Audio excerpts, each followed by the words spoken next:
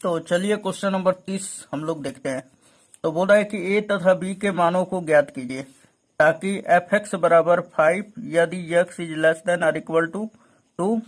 और फिर बोल रहा है कि एफ एक्स बराबर ए एक्स प्लस बी कब लेना है, यदि 2 is less than x is less than 10, है ना, यानी कि एक्स का जो मान है 2 से बड़ा तथा 10 से छोटा हो। दूसरा, एफ एक्स बराबर 21 कब लेना है, यदि x is greater than or equal to 10, यानी कि x का मान बड़ा होगा 10 से या बराबर होगा 10 के, तो हमको एफ एक्स का मान क्या लेना है 21 द्वारा परिभाषित फलन एक संतत फलन हो। तो आपको ये बताना है ए और बी का मान ज्ञात करके, और ए और बी के लिए बोल रहा है कि एफ एक्स जो है एक संतत फलन है।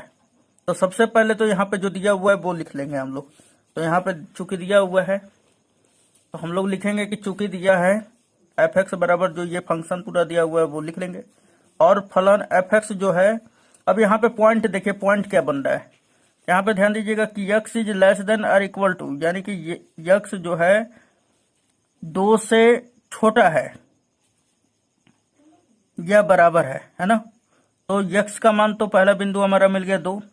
दूसरा हम लोग यहाँ पे देख सकते हैं कि x बड़ा है या बराबर है 10 से, तो 10 से बड़ा है यानी कि 10 के लगभग में तो एकदम है ना। तो यहाँ पे 2 बिंदु बन रहा है, एक तो x का मान 2 बन रहा है और दूसरा x का मान क्या बन रहा है 10। तो 2 बिंदु बन रहा है, x बराबर 2 और x बराबर 10, दोनों पर क्या है हमारा एफ एक्स जो है यहाँ पे कह दिया है कि द्वारा परिभाषित फलन एक संतत फलन है, यानी कि एफ एक्स एक संतत फलन है किन बिंदुओं पर, तो x बराबर 2 और x बराबर 10 पर, दोनों पर। तो यहाँ पे हम लोग लिख ले रहे हैं वही, और फलन एफ एक्स जो है x बराबर 2 तथा x बराबर 10 दो बिंदुओं पर संतत है। ठीक, इतना तक आपका क्लियर हो गया होगा। तो जब संतत है तो फिर क्या होता है, तो संतत होने के लिए क्योंकि आप जानते हैं, तो अगर मैं पहला बिंदु का बात करूं यानी कि x बराबर 2 पर, तो हमारा x बराबर 2 पर अगर संतत होगा तो क्या होना चाहिए, संतत होने के लिए उस पॉइंट पर फंक्शन का मान और फिर उसके LHL का मान यानी लेफ्ट हैंड लिमिट का मान, फिर उसके बाद RHL यानी कि राइट हैंड लिमिट का मान, दोनों का मान क्या होना चाहिए, तीनों का बराबर होना चाहिए, तभी ये क्या होता है संतत होता है। इस पॉइंट पर संतत होगा यानी x बराबर 2 पर संतत होगा। तो यहाँ पे संतत तो दे दिया है, तो हमें ज्ञात क्या करना है ए और बी का मान। यहाँ पर ध्यान दीजिएगा ए और बी का मान, तो सबसे पहले हम लोग ए और बी के मान को ज्ञात करते हैं किस पॉइंट पे, तो x बराबर 2 पर। सो यहाँ पे लिखेंगे x बराबर 2 पर। जब x बराबर होगा 2 के, तो हमको आप बताइए कि एफ एक्स बराबर क्या लीजिएगा। तो यहाँ पर यदि बोल रहा है कि यदि x इज लेस देन और इक्वल टू 2, यानी x का मान 2 के बराबर हो या 2 से छोटा होगा, तो आपको एफ एक्स का मान दोनों के कंडीशन में 5 ही लेना है। तो एफ एक्स बराबर क्या मिलेगा 5। अब x बराबर 2 पे हम पॉइंट 2 पर चेक कर रहे हैं, तो फिर तो यहाँ पर देखिए मैं फंक्शन का भी मान ले रहा हूँ। तो यहाँ पर ध्यान दीजिए कि जब x का मान बराबर हो 2 से, यानी कि x का मान बराबर हो या छोटा हो, तो दोनों कंडीशन में एफ एक्स बराबर क्या लेंगे 5। ठीक, तो हमने यहाँ पे ले लिया, मान लीजिए सपोज दैट हमने लिया एफ एक्स बराबर क्या 5 ले लिया, लेकिन हमें तो f2 का मान चाहिए, तो जहाँ x है वहाँ पे क्या रखेंगे 2। सो यहाँ पे क्या हमारा 2 रख देंगे, f2 बराबर भी क्या मिलेगा 5 ही मिलेगा। तो यहाँ पे हमने लिख दिया कि f2 बराबर 5। अब देखिए इसमें LHL का मान ज्ञात करते हैं, तो LHL बराबर क्या हो जाएगा, तो हम लिखेंगे यहाँ पर, क्योंकि हम पॉइंट किस पर ज्ञात कर रहे हैं x बराबर 2 पर, तो x बराबर 2 पर ही LHL का भी मान ज्ञात करेंगे, फिर RHL का भी। तो यहाँ पे हमने निकाला अब LHL, तो LHL बराबर क्या फॉर्मूला होगा, limit x tends to 2 minus, जो बिंदु दिया है उसके ऊपर क्या कर देंगे माइनस। ये माइनस का कुछ विशेष अर्थ नहीं होता, बस ये बताता है कि 2 के लेफ्ट का मान हम निकाल रहे हैं। ठीक, लेफ्ट मतलब बाया का, है ना। तो limit x tends to 2 minus f x. अब देखिए जब x का मान 2 से छोटा होगा तो एफ एक्स का मान क्या लेंगे, तो यहाँ पर एफ एक्स पर ध्यान देंगे कि जब x का मान 2 से छोटा है, तो यहाँ पर ये है कि x इज लेस देन और इक्वल टू, यानी कि जब लेस होगा या इक्वल टू होगा 2 से, तो हम एफ एक्स बराबर क्या लेंगे 5। तो कहने का मतलब है कि x का मान छोटा हो या बराबर हो, तो दोनों कंडीशन में एफ एक्स बराबर क्या लिया जाएगा 5। सो यहाँ पे एफ एक्स का मान क्या रख देंगे 5 रख देंगे यहाँ पर। तो यहाँ पे हमने 5 रख दिया। तो अब ध्यान दीजिए कि यहाँ पे यक्स वक्स तो है नहीं, तो जब यक्स है नहीं तो यहाँ पे सिंपली क्या करेंगे, ये 5 ही हमारा क्या हो जाएगा आंसर। तो ये हमारा LHL यानी कि लेफ्ट हैंड लिमिट बराबर क्या है 5। अब देखिए RHL निकालेंगे, यहाँ पर ध्यान दीजिए, अब LHL हो गया, अब RHL निकालेंगे। तो RHL बराबर क्या आएगा, तो चूंकि आप जानते हैं कि RHL बराबर क्या होता है, limit x tends to 2 plus, जिस पॉइंट पे ज्ञात कर रहे हैं उस पर प्लस लगा देते हैं। प्लस का मतलब क्या है, उस बिंदु से राइट में, है ना, थोड़ा सा हल्का सा राइट में, यानी कि थोड़ा सा आगे। तो x tends to 2 plus fx।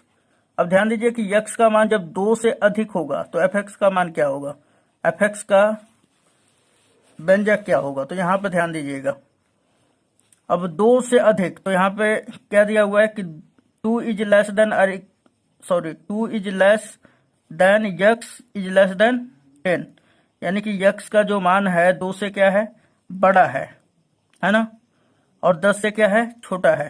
तो जब 2 से बड़ा है यक्स का मान तो fx का मान क्या हो जाएगा, ax प्लस बी। सो यहाँ पे fx बराबर क्या हो जाएगा हमारा, सिंपली यहाँ पर रख दीजिए, fx का मान क्या रखेंगे, ax प्लस बी। अब यहाँ पर x के जगह पे क्या रख देंगे 2, तो यहाँ पे क्या मिल जाएगा हमें 2a प्लस बी। तो चलिए लिमिट अप्लाई कर देते हैं। अब तो यक्स दिया हुआ है इसलिए यहाँ पे क्या हो जाएगा 2a प्लस बी। अब ध्यान दीजिए कि यहाँ पे हम लोग मान रखते हैं, क्योंकि यहाँ पे हमने पिछले क्वेश्चन में भी जाना था कि इसमें रख देने पे मान क्या हो जाएगा हमारा, आ जाएगा, है ना, a और b का मान। तो रखते हैं यहाँ पे, देखिए f2 का मान कितना निकाल के लाए थे हम लोग, 5। LHL का मान कितना निकाले हैं, 5। और RHL का मान क्या निकाले हैं हमने, 2a प्लस बी। तो सिंपली यहाँ पर रख दीजिए। तो यहाँ पे f2 बराबर भी 5 रख दिया हमने, LHL बराबर भी 5 रख दिया, RHL का मान क्या है 2a प्लस बी। लेकिन यहाँ पर देखिए कि क्या a का मान आया है, नहीं, b का मान आया है, नहीं। तो संबंध क्या बन रहा है, 2a प्लस बी बराबर क्या मिल रहा है, यानी कि 5 जो है बराबर है किसके, 2a प्लस बी के। या हम ये भी कह सकते हैं कि 2a प्लस बी जो है 5 के बराबर है। तो यहां से हमारा समीकरण 1 बन जा रहा है कि 2a प्लस बी बराबर 5। तो चलिए इसे हम लोग लिख लेंगे। तो यहां पे हमने लिख लिया 2a प्लस बी बराबर 5। इसको समीकरण 1 कर लेंगे। ऐसा क्यों कर रहा हूं, क्योंकि इक्वेशन बना रहे हैं हम लोग, समीकरण नहीं बनाएंगे तो हल नहीं होगा, है ना। तो समीकरण 1 इसको मान लिया हमने। अब देखिए कि 2a प्लस बी बराबर 5 है, तो हम जान रहे हैं कि कोई भी दो वेरिएबल का मान निकालने के लिए क्या किया जाता है, कम से कम मतलब किसी भी 2 वेरिएबल का मान निकालने के लिए 2 समीकरण होना चाहिए। क्योंकि यहाँ पे तो एक ही समीकरण है, लेकिन वहां पर बोला है कि यक्स बराबर 2 और यक्स बराबर 10 दोनों पर ये क्या है, संतत है। हमने 2 पॉइंट अभी ज्ञात किया था, तो चूंकि एक पॉइंट पे तो हमने ज्ञात कर लिया कि भाई हमारा रिलेशन मिला 2a प्लस बी बराबर 5। अब यक्स बराबर 10 पर भी जांच कर लेते हैं ना, तो इस पर भी एक समीकरण बनेगा। तो सो हमने यहाँ पे लिख लिया कि अब यक्स बराबर 10 के लिए, है ना, तो यक्स बराबर 10 के लिए, तो यहाँ पे मैं आपको दिखा दे रहा हूँ। तो यहाँ पर ध्यान दीजिए कि यहाँ पे हमने अच्छी तरह से लिख लिया कि अब यक्स बराबर 10 के लिए fx क्या है, संतत है। तो जब यक्स बराबर 10 पे संतत है तो इस बिंदु यानी कि यक्स बराबर 10 पर f10 का जो मान होगा और LHL का मान और RHL का मान तीनों का तीनों क्या होगा, बराबर होगा। क्यों, क्योंकि फंक्शन ऑफ fx क्या है, संतत है, कंटिन्यूअस है, ठीक। सो यहाँ पे अब ध्यान दीजिए कि जब मैं यक्स बराबर 10 पर हमने जब संतत का मान ज्ञात किया, यानी कि fx का मान ज्ञात किया, तो यक्स बराबर 10 पे फलन ऑफ fx क्या होगा। सो यहाँ पर देखिए हम दिखा रहे हैं कि यक्स इज ग्रेटर देन और इक्वल टू 10। जब यक्स का मान बड़ा हो या बराबर हो 10 के, तो हमें दोनों कंडीशन में fx बराबर क्या लेना है, 21 लेना है। सो यहाँ पर क्या हो जाएगा, जब x बराबर, यहाँ पे मैं लिख के दिखा दे रहा हूँ आपको, fx बराबर क्या हो जाएगा 21।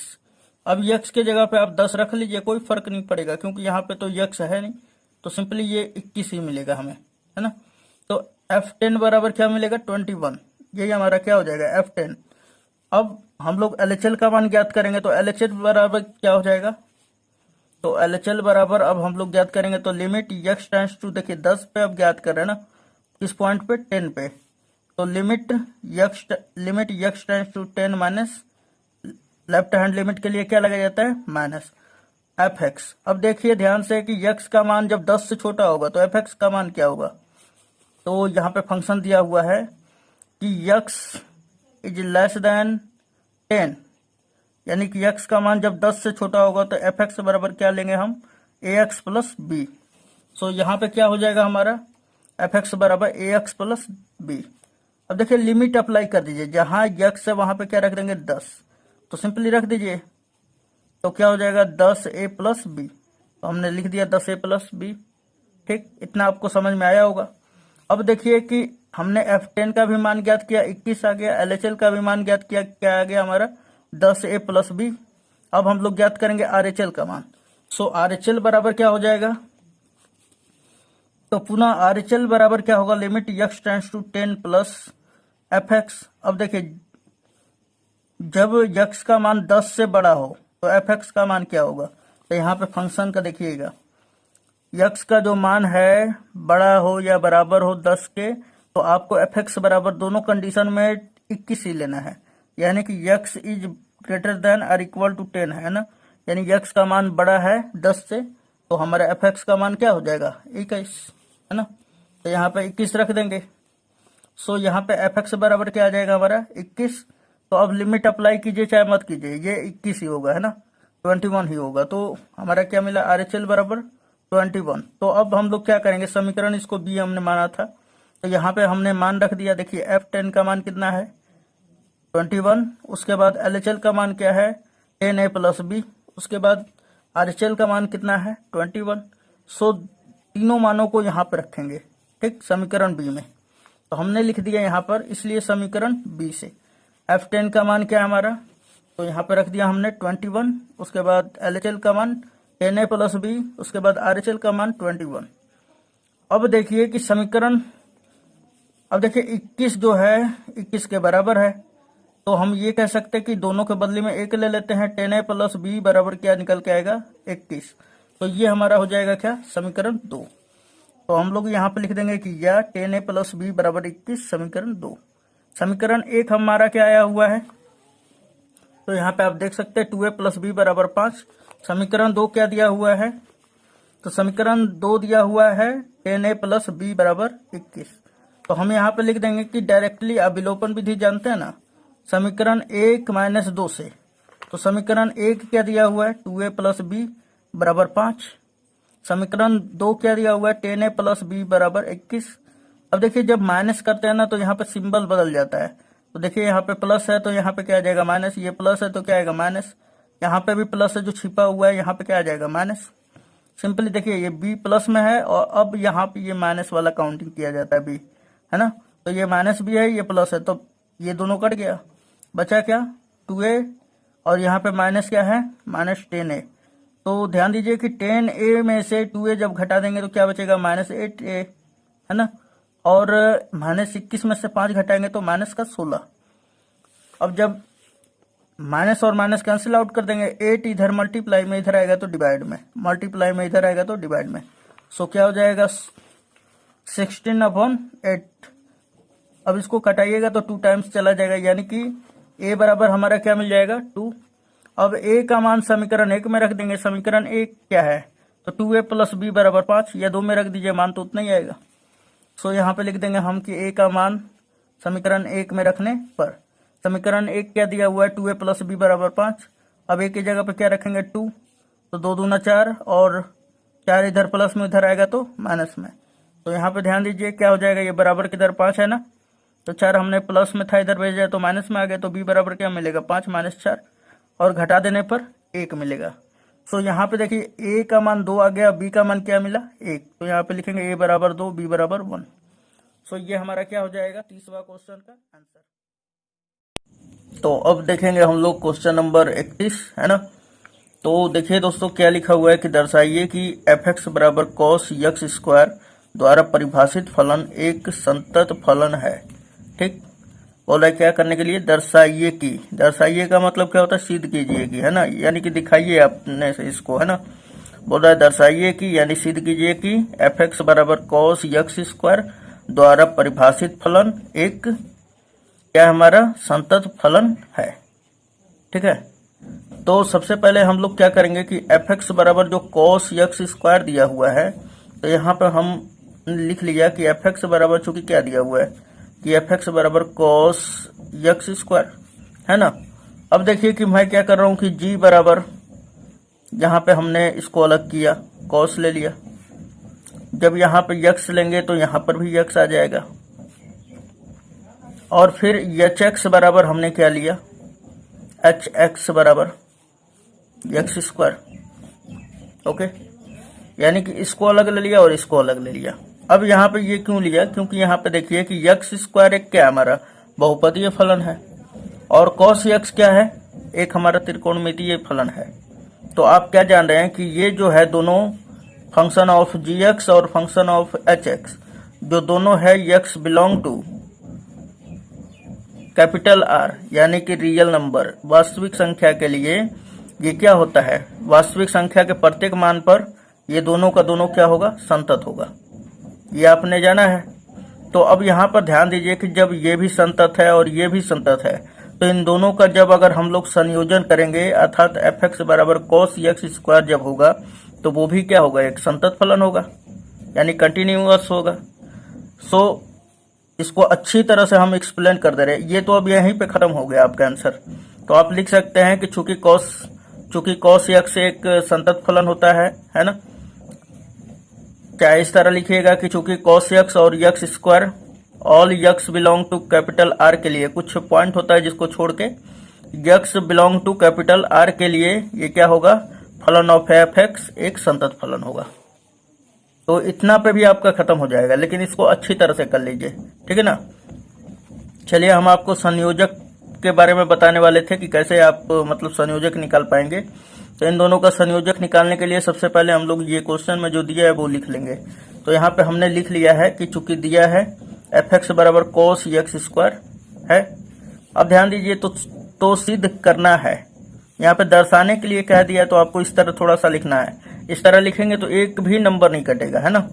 तो सिद्ध करना है कि एफ एक्स एक संतत फलन है, क्या हमारा कंटिन्यूअस फंक्शन है, ऐसा हमें सिद्ध करना है। तो चलिए अब इसका प्रूफ देखते हैं हम लोग। तो हमने प्रूफ में ले लिया। तो यहाँ पे मैंने कहा कि चूंकि कॉस यक्स है ना एक संतत फलन है, प्रत्येक यक्स के लिए है ना। चूंकि कॉस यक्स एक संतत फलन प्रत्येक यक्स के लिए है, ठीक, तथा यक्स स्क्वायर एक बहुपदीय फलन है। ये एक बहुपदीय फलन है, तो ये तो ऐसे ही कंटिन्यूअस होता है जो कि संतत होगा। ये आप पिछले क्वेश्चनों में ये सारा चीज हमने डील कर दिया कि कैसे होता है, ठीक है। यदि आप उन्हें नहीं देखे तो उसे भी देख ले, और मेरे को तो उम्मीद है कि आप उसको देख कर ही इसको देख रहे होंगे, है ना। अब देखिए यहां तक कंप्लीट हुआ आपका। तो चलिए इन दोनों का हम संयोजक निकालते हैं कि भाई इन दोनों का संयोजक निकाल लेते हैं, उससे क्या होता है। तो यहाँ पे लिखेंगे हम लोग कि माना कि जी एक्स बराबर कॉस एक्स, ठीक, एक फंक्शन हमने मान लिया। फिर दूसरा माना एच एक्स बराबर यक्स स्क्वायर।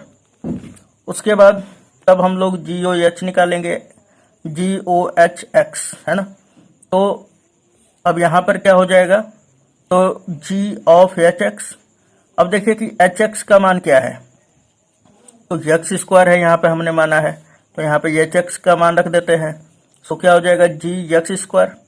अब इस मान को हम लोग उठा के देखिए यहाँ पर कि जी तो जी से मिल रहा है, ठीक। यहाँ पे यक्स के जगह पे क्या रखना है, हमें यक्स स्क्वायर रखना है। सो यहाँ पे क्या जाएगा, कॉस यक्स स्क्वायर। तो हमने यहाँ पे लिख दिया कॉस यक्स स्क्वायर। और ये जो पूरा है मान, ये एफ एक्स बराबर, ये एफ एक्स के बराबर है, क्योंकि यहाँ पे क्या है हमारे एफ एक्स बराबर कॉस एक्स स्क्वायर। तो आप देख सकते हैं कि कॉस एक्स स्क्वायर किसके बराबर है, एफ एक्स के बराबर है। तो हम यहाँ पर क्या कह देंगे, हाँ यहाँ पे देख सकते हैं आप, जी एक्स स्क्वायर की जगह पे क्या गया अब हमारा, कॉस एक्स स्क्वायर।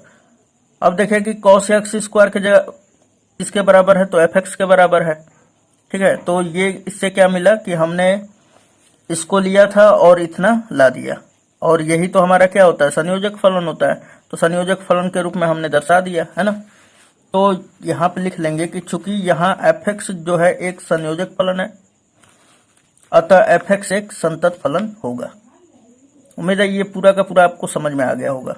सबसे पहले मैंने क्या किया कि सबसे पहले मैंने इन जो फंक्शन दिया हुआ है एफ एक्स, इसको हमने ब्रेक किया, एक को माना जी एक्स और एक को माना हमने एच एक्स, है ना। जी एक्स बराबर कॉस एक्स और एच एक्स बराबर हमने क्या माना, एक्स स्क्वायर। उसके बाद हमने बता दिया कि जो कॉस एक्स एक त्रिकोणमितीय फलन है वो भी संतत होगा, एक्स स्क्वायर एक बहुपदीय फलन है वो भी संतत होगा। इसलिए अब इसका संयोजक हमने निकाल दिया, तो संयोजक कुछ इस प्रकार आया। संयोजक निकाल देने के बाद हमने जी ओ एच एक्स निकाला और वो लास्ट में किसके बराबर किया, एफ एक्स के बराबर, और एफ एक्स क्या हो जाएगा, इस प्रकार हमारा संयोजक फलन हो जाएगा, अतः एफ एक्स एक संतत फलन होगा। ये एकदम रिक्वायर्ड आंसर है, ठीक है, इसमें थोड़ा सा भी प्रॉब्लम नहीं होगा। तो उम्मीद है ये समझ में आ गया होगा। चलिए नेक्स्ट क्वेश्चन देखते हैं। चलिए क्वेश्चन नंबर 32 हम लोग कर लेते हैं। तो दिया हुआ है कि दर्शाइए कि एफ एक्स बराबर मॉडुलस ऑफ कॉस एक्स द्वारा परिभाषित फलन एक संतत फलन है। फिर से हम बता दें, दर्शाइए कि, दर्शाइए का मतलब क्या होता है, सिद्ध कीजिए कि, दिखाइए कि, ये तीनों वर्ड का जो है ना ये एक ही अर्थ होता है ना। तो दर्शाइए कि एफ एक्स बराबर, इसको मॉडुलस पढ़ा जाता है ना, मॉडुलस ऑफ कॉस एक्स द्वारा परिभाषित फलन एक क्या है, संतत फलन है, यानी कंटिन्यूअस आपको सिद्ध करना है। ओके, तो यहाँ पर सबसे पहले जो दिया हुआ है, तो चलिए फंक्शन ऑफ एफ एक्स के बारे में पहले बात कर लेते हैं हम लोग। तो यहाँ पर दिया हुआ है चूंकि कि एफ एक्स बराबर क्या दे दिया दोस्तों, मॉडुलस ऑफ कॉस एक्स। सो इसको हम लोग ब्रेक करते हैं, है ना। तो जब ब्रेक करेंगे ना तो फिर क्या निकल के आएगा कि एक को मान लेते हैं हम एच एक्स और एच एक्स बराबर हम मान लेते हैं इसमें मॉडुलस ऑफ एक्स। ये क्वेश्चन कुछ भी मान सकते हैं आप, जी एक्स भी बराबर मान सकते, कोई दिक्कत नहीं है ना, और एच एक्स बराबर भी मान सकते, कोई इसमें प्रॉब्लम नहीं होगा। तो एच एक्स बराबर हमने क्या मान लिया, मॉडुलस ऑफ एक्स। जब मॉडुलस मैंने एक्स के साथ ले लिया, क्योंकि एक्स के मान पे ही हमारा क्या होता है, मॉडुलस लगता है ना। यहाँ पे हम क्या कहा जाता है, जैसा मान रखेंगे एक्स का डिग्री का मान, वैसा ही कॉस देगा। तो कॉस पे डिपेंड नहीं करेगा, ये जो मॉडुलस है इसके एक्स के मान पे डिपेंड करता है। तो एक्स मैंने मान लिया कि एच एक्स बराबर जो है मॉडुलस एक्स है। और एक और फंक्शन मान लेते हैं जी एक्स। जी एक्स बराबर हम मान लेते हैं कि कॉस एक्स है। अब यहाँ पर देखिए कि जो मापांक फलन होते हैं वो क्या होते हैं, संतत होते हैं, है ना। एक्स के प्रत्येक मान के लिए क्या होता है, संतत होता है। और कॉस एक्स क्या होता है, x belong to capital R के लिए ये भी संतत हो जाता है, अभी अभी हमने बताया है। तो जब दोनों संतत होगा तो इसका संयोजक भी निकालेंगे तो वो भी क्या होगा, एक संतत फलन होगा। तो चलिए इसको भी देख लेते हैं। तो यहाँ पे सबसे पहले जो दिया हुआ है वो लिख लेंगे। तो चूंकि दिया है f x is equal to कितना दिया है, मॉडुलस ऑफ कॉस एक्स। तो सिद्ध करना है कि जो सिद्ध करना होता है वो लिख लिया जाता है। फलन एफ एक्स एक संतत है ना, संतत फलन है। तो सबसे पहले इसका प्रूफ हम लोग देखेंगे। तो प्रूफ हमने मान लिया यहाँ पे कि माना एच एक्स बराबर मॉडुलस एक्स, ठीक। इसको अब मानने में कोई दिक्कत नहीं हो रहा होगा आपको। तथा जी एक्स बराबर क्या है, कॉस एक्स। तो यहाँ पे लिख देंगे कि चूंकि यहाँ एच एक्स बराबर मॉडुलस ऑफ एक्स और जी एक्स बराबर कॉस एक्स, दोनों x belong to capital R के लिए संतत फलन होगा। आप ऐसे भी लिख सकते हैं, कोई दिक्कत नहीं है, या आप अलग अलग भी लिख सकते हैं कि मॉडुलस ऑफ एक्स जो है ये एक मापांक फलन है इसलिए ये संतत है, और कॉस एक्स एक ट्रिगोनोमेट्रिक फंक्शन है जो x belong to capital R के लिए क्या होता है, संतत होता है। तो चलिए अब इसके संयोजक का भी हम लोग जांच कर लेते हैं कि भाई एच ओ जी एक्स जो निकालने पर हमारा एफ एक्स के बराबर आ रहा है कि नहीं, है ना। संयोजक फलन का परिभाषा तो वही कहता है। तो हम लोग निकालेंगे कि और एच ओ, यहाँ पे एच एक्स बराबर हमने ये मान लिया है तो कोई दिक्कत नहीं है। जीओ एक्स भी, जीओ एच एक्स भी निकाल सकते हैं, एच ओ जी एक्स भी निकाल सकते हैं, कोई दिक्कत नहीं है। तो हमने लिखा है यहाँ पे एच ओ जी एक्स। अब ध्यान दीजिए कि यहाँ पे हमने इसको ऑफ लगा दिया कि एच ऑफ जी एक्स। अब जी एक्स के जगह पे क्या रख देंगे, जी एक्स का मान कितना है, कॉस एक्स। सो यहाँ पे क्या आ जाएगा, एच कॉस एक्स। अब देखिए कि हम लोग क्या कर रहे हैं कि एच एक्स बराबर हमने क्या माना था, तो एच एक्स बराबर क्या है हमारा, मॉडुलस ऑफ एक्स। तो एक्स के जगह पे ये क्या कर देंगे, हम लोग रख देंगे। सो यहाँ पे क्या आ जाएगा, जहां जहां एक्स है वहां पे क्या रख देंगे, कॉस एक्स, क्योंकि यहाँ पे देखिए कि एच एक्स के जगह पे क्या है, कॉस एक्स। तो यहाँ पे रखेंगे फंक्शन का मान। तो एच एक्स बराबर क्या हो जाएगा हमारा, modulus of cos x. Okay, अब इतना कंप्लीट हुआ तो ये किसके बराबर है हमारा, एफ एक्स के बराबर। तो एफ एक्स के बराबर हो गया तो ये क्या हो गया, एक संयोजक फलन हो गया। अगर आप उनका परिभाषा नहीं देखे तो प्लीज मेरा कॉन्सेप्ट और थ्योरी का वीडियो भी डाला हुआ है, वो भी देख लीजिए ताकि आपका पूरा क्लियर आउट हो जाए, है ना। तो यहाँ पे लिखेंगे कि जो एक संयोजक फलन है, कौन, एफ एक्स जो है क्या है हमारा, एक संयोजक फलन है, तथा एच एक्स और जी एक्स भी एक संतत फलन होगा, है ना। अतः एफ एक्स एक संतत फलन होगा, ये हम प्रूफ कर दिए। तो उम्मीद है दोस्तों ये समझ में आ रहा होगा। अगर समझ में आ रहा है तो प्लीज वीडियो को लाइक जरूर कर दें, है ना। और चैनल पर नए हैं तो प्लीज सब्सक्राइब भी कर लें और बेल आइकन को हिट कर दें। बेल आइकन को हिट करना बहुत जरूरी है ताकि आपको ऑल नोटिफिकेशन मिलते रहेगा और एग्जाम प्रिपरेशन से जो भी मतलब बोर्ड का जो न्यूज वगैरह जो भी आता है वो सारा का सारा सबसे पहले ये चैनल आपको प्रोवाइड कराएगा, ठीक। क्योंकि हमारी टीम जो है सभी तरह का इस पे वीडियो प्रोवाइड करा रहा है ना। तो चलिए अब क्वेश्चन नंबर 33 देखते हैं। हाँ तो दोस्तों क्वेश्चन नंबर 33 देख रहे हैं। तो कह रहा है कि जांचिए कि यानी जांच कीजिए कि क्या साइन मॉडुलस ऑफ यक्स यानी कि साइन मॉडुलस यक्स एक संतत फलन है। तो हमें ये जांच करना है कि भाई ये संतत फलन है कि नहीं है ना, साइन मॉडुलस ऑफ यक्स। तो ध्यान दीजिए कि सबसे पहले क्या करेंगे हम लोग कि एच एक्स ये पूरा फंक्शन को हम लोग क्या मान लेते हैं, एफ एक्स, और एफ एक्स बराबर क्या है, साइन मॉडुलस ऑफ यक्स, है ना। तो हमने माना दो गो फंक्शन है इसमें, एच एक्स बराबर क्या मान लेते हैं, साइन एक्स, और हमारा जी एक्स बराबर क्या मान लेते हैं, मॉडुलस ऑफ एक्स। अब यहां पर ध्यान दीजिएगा कि साइन एक्स जो है x belong to capital R के लिए संतत होगा, और मॉडुलस एक्स यानी मापांक जो फलन फंक्शन होते हैं वो क्या होते हैं, हमेशा संतत होते हैं। तो ये दोनों का संयोजन भी एक संतत फलन होगा, इसलिए क्या हो जाएगा, एफ एक्स एक संतत फलन हो जाएगा। तो चलिए इस बात को लिख लेते हैं। तो यहाँ पे हम लोग मान लेंगे कि माना एफ एक्स बराबर, चूंकि ये तो फंक्शन नहीं दिया था कि किसके बराबर है ना, तो इसलिए हम लोग इसको मान लेंगे। तो यहाँ पे हमने मान लिया कि एफ एक्स बराबर साइन मॉडुलस एक्स है, और एच एक्स बराबर हमने क्या मान लिया कि साइन एक्स, और जी एक्स बराबर क्या मान लिया, मॉडुलस ऑफ एक्स। अब देखिए कि चूंकि यहाँ एच एक्स बराबर साइन एक्स तथा जी एक्स बराबर मॉडुलस एक्स जो है प्रत्येक x belong to capital R के लिए संतत फलन है, ठीक। इतना लिखने के बाद अब आप लिखेंगे और h o g of x, ये कैसे एक संयोजक फलन है ये भी तो दर्शाएंगे ना। तो एच ओ जी एक्स जो है यहाँ पे लगाएंगे कि एच ऑफ जी एक्स। अब देखिए कि जी एक्स किसके बराबर है, तो ये मॉडुलस एक्स के बराबर है। तो यहाँ पे ये जी एक्स की जगह पे क्या जाएगा, मॉडुलस एक्स। अब ध्यान दीजिए कि जहाँ एक्स है यानी कि एच एक्स बराबर क्या हमने माना है, एच एक्स बराबर साइन एक्स। तो अब हम क्या करेंगे कि एक्स के जगह पे क्या रख देंगे, यहाँ पे मॉडुलस एक्स। तो चलिए यहाँ पे रख दे रहे हैं। तो एच के जगह पे क्या रख दिया हमने, साइन, और एक्स के जगह पे क्या रखना है, मॉडुलस ऑफ एक्स। और ये पूरा जो है किसके बराबर है, एफ एक्स के बराबर है। तो हम कह सकते हैं कि जो एफ एक्स है ये एक क्या है, संयोजक फलन है। अतः एफ एक्स एक संतत फलन भी होगा, और ये हमारा क्या हो जाएगा, प्रूफ हो जाएगा। तो चलिए इस बात को भी हम दिखा दे रहे हैं आपको। तो चलिए यहाँ पे हमने लिख लिया कि एक संयोजक फलन है, कौन, तो यहाँ पे लिख लेंगे कि एफ एक्स जो है एक क्या है, संयोजक फलन है। अतः एफ एक्स एक क्या होगा, संतत फलन भी होगा। तो ये हमारा क्या हो गया आंसर, जांच हमने कर लिया। अब चलिए क्वेश्चन नंबर 34 कर लेते हैं।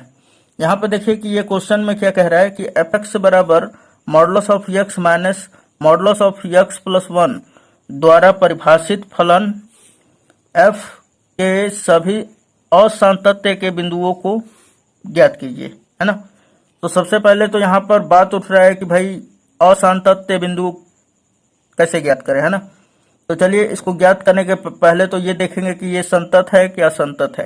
ये जो फंक्शन ऑफ एफ एक्स बराबर जो दे दिया modulus of x minus modulus of x plus 1 जो है ये एक संतत फलन है कि नहीं है। सो हम लोग यहाँ पर सबसे पहले मान लेंगे इसको, ठीक। तो हमने इस फंक्शन को अलग से ले लिया। तो यहाँ पे ध्यान दीजिए कि मॉडुलस ऑफ एक्स तो यहाँ पे हमने मान लिया कि जी एक्स बराबर जो है मॉडुलस ऑफ एक्स है, और एच एक्स बराबर क्या है हमारा दूसरा वाला फंक्शन मान लेते हैं x+1। और आप क्या जानते हैं कि कोई भी मापांक फलन होता है, यानी कि मॉडुलस के अंदर जो भी फंक्शन होता है वो क्या होता है, संतत होता है। तो ये भी संतत होगा, जब ये संतत है तो ये भी संतत होगा, क्योंकि ये भी मॉडुलस में है ना। अब ध्यान दीजिए कि जब ये दोनों संतत है तो इन दोनों का अंतर आपको सारा हमने डिटेल से डील कर दिया है, जितना भी मैं कॉन्सेप्ट का वीडियो बनाया हूँ, है ना, उसमें मैंने बता दिया है कि इन दोनों का अंतर भी क्या होता है, ये जोड़ घटाव भी सबका सब क्या होता है, संतत होता है। तो देखिए इन दोनों का अंतर भी क्या होगा, एक संतत होगा। तो जब संतत होगा, ये पूरा एफ जो है एक संतत हो गया, तो यहाँ पे असांतत्य बिंदु कहाँ मिला, तो हम लोग कह सकते हैं कि यहाँ पर कोई भी असांतत्य बिंदु नहीं प्राप्त होता है। तो चलिए इस बात को अच्छी तरह से हम लोग लिख लेते हैं। तो यहाँ पे हमने लिख लिया कि चूंकि दिया है एफ एक्स बराबर ये पूरा फंक्शन जो दिया है। अब यहाँ पे मान लेंगे कि माना जी एक्स बराबर मॉडुलस ऑफ एक्स और एच एक्स बराबर क्या है, मॉडुलस ऑफ x+1। ठीक, तो यहाँ पे लिखेंगे कि चूंकि मापांक फलन जी एक्स बराबर मॉडुलस ऑफ एक्स तथा एच एक्स बराबर मॉडुलस ऑफ x+1 क्या है, एक संतत फलन है।